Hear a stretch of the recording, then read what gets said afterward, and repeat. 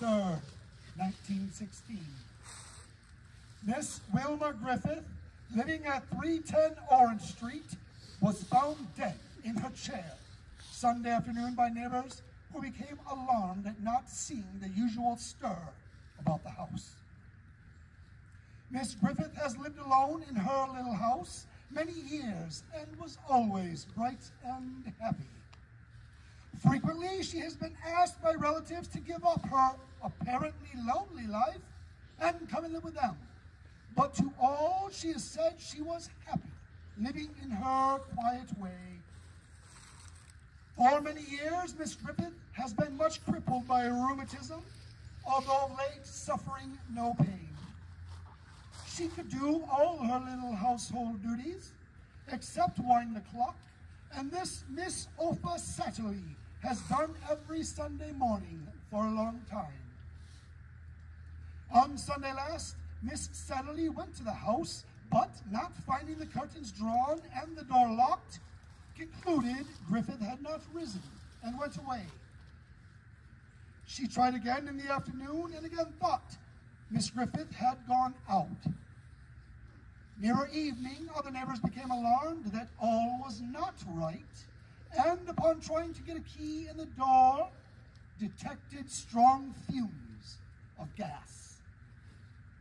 The door was unlocked and Miss Griffith was sitting upright in her chair, having been dead several hours.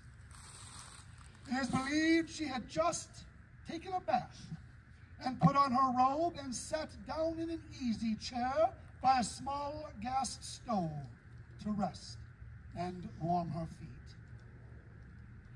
Whether she failed to light the gas when she turned it on, or whether by some accident it went out, probably will never be known. She was of a happy and cheerful disposition and enjoyed every day of her life. And any other theory than it was an accident has not for a moment been considered by her friends. Story of a little sweet old lady who died by gas. There's not much more I can say other than that stinks. 3 prominent Greenville residents are dead. A 4th lies in critical condition at the Belknap Hospital, and a 5th is at her home in a hysterical condition. The result of a collision Tuesday morning at 10 o'clock at Hales Crossing, 1½ miles north of the state road.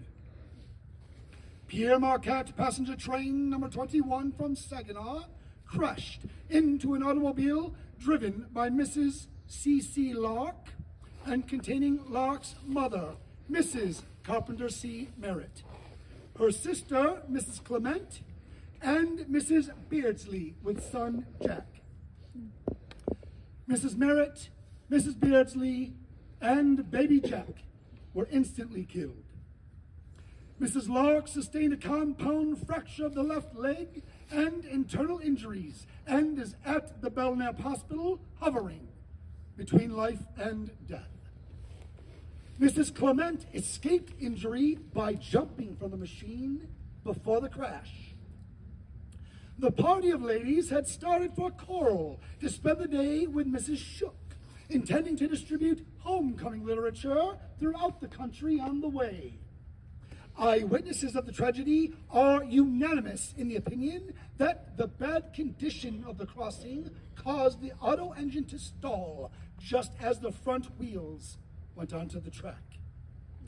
Apparently, Mrs. Lark succeeded in starting the motor, but instead of reversing, she shot the car head directly in path of the passenger locomotive, which was coming at a rate of 50 miles an hour. Mrs. Lark was thrown through the air 20 feet, her body landing by the fence. Little Jack Beardsley, age 3, was carried 200 yards up the track, his body dropping between the rails, his head horribly crushed. Mrs. Merritt and Mrs. Beardsley were caught in the automobile top and jammed onto the cowcatcher, which was partially broken off. All three bodies were mangled, and that of Mrs. Merritt practically beyond recognition. Mrs. Clement saw the impending danger and opened the door, jumped, clearing the running board just as the car and its human freight was swept away. Mrs. Clement could not give clear account of how she escaped the automobile. Of course, no charges were brought against the train conductor. He was very good at covering his tracks. Besides, there was no locomotive.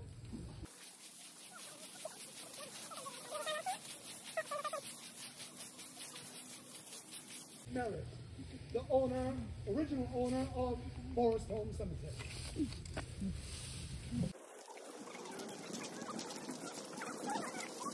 Friends, this is another unscheduled stop. The only reason I want to stop here is because it is our last tour, and the story of Miss Bertha Dispelder was my friend Elizabeth's favorite story here at Forest Home. I don't have it prepared for you, but allow me to wing it. Miss Bertha Dispelder was in love. She was in love with a young man of Greenville who went away to Detroit. She told her friends and family that she had received an invitation of marriage from the young man. She and her family had started making plans for nuptials for this young couple.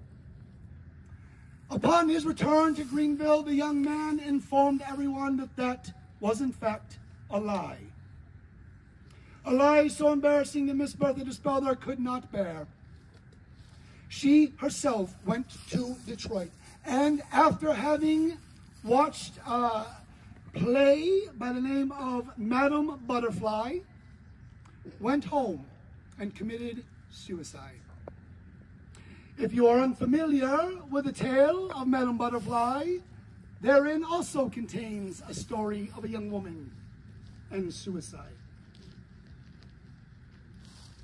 Again, this was my friend Elizabeth's favorite story. I've covered a lot of stories of suicide over the last 11 years. I don't like doing them, and I don't like making fun of them. But I want to take this moment to invite any one of you that are feeling or having feelings of self-harm or having feelings of suicide to please reach out to somebody. You probably don't realize how many people in your life care about you. And I don't need any more of those stories to tell. I invite you to examine this headstone, and on the right-hand side, pay close attention to the dates. 1931, 1931, 1931, and 1931.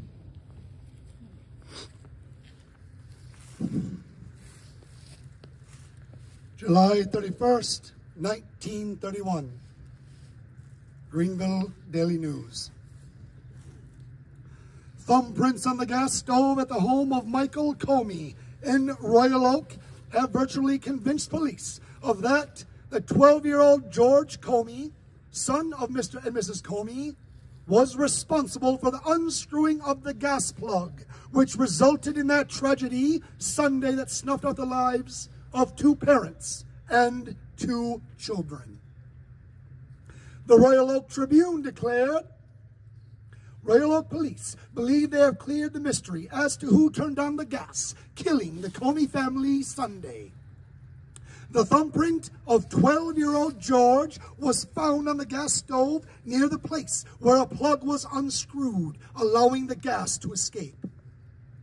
This, Chief William Lorimer of the Royal Oak Police believes, confirms a long line of evidence showing that the boy, rather an outsider, is responsible for the death of Michael Comey, his wife Murdy, his daughter Dorothy, and George himself. The boy had been unruly for some time, the chief said. Neighbors tell me that he had quarreled violently with his mother because he wanted to go out drinking that night. Only last week, he turned on the gas heater, but his mother discovered it in time. Now, it was the habit of the Comey family to keep all of the windows closed at night, neighbors say.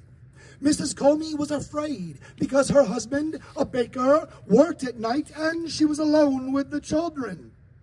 This fact would make it unnecessary to close the windows in order for the gas to be effective.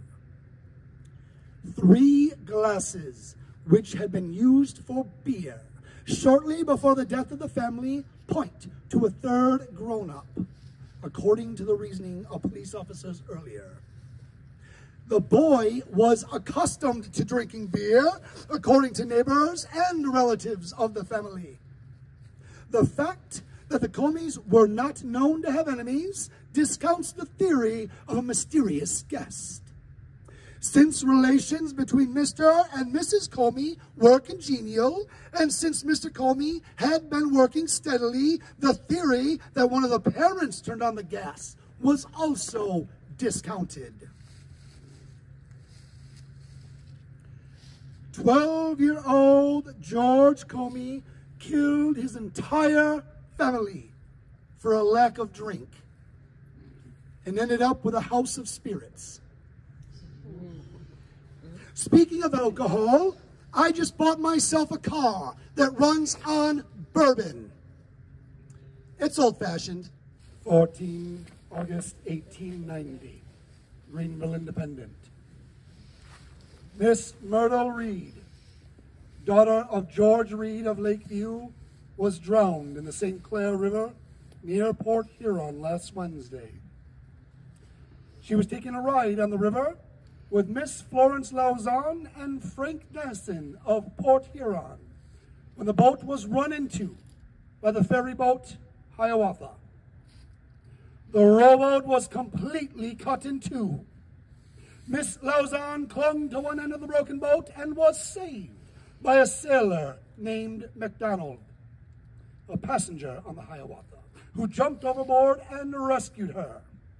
But before he could return to Miss Reed, she had sunk from sight and was drowned. Mr. Dennison was struck on the forehead by the ferry boat and badly stunned, but the crew of the boat saved him. Miss Reed was visiting the family of William Sessions. She was 20 years of age. She was a successful teacher, prominent in social life, and highly esteemed by all who knew her. The 21st of August, 1890, 1 week later, the body of Miss Myrtle Reed of Lakeview was found floating in St. Clair River Wednesday morning of last week. It was brought to Lakeview Thursday, and on Friday, funeral exercises were held and the burial took place in the Lakeview Cemetery. 2 months later, 23rd October, 1890, the body of Miss Myrtle Reed was last week brought for burial to Forest Home Cemetery. Row, row, row your boat gently down the stream. Merrily, merrily, merrily. Life is but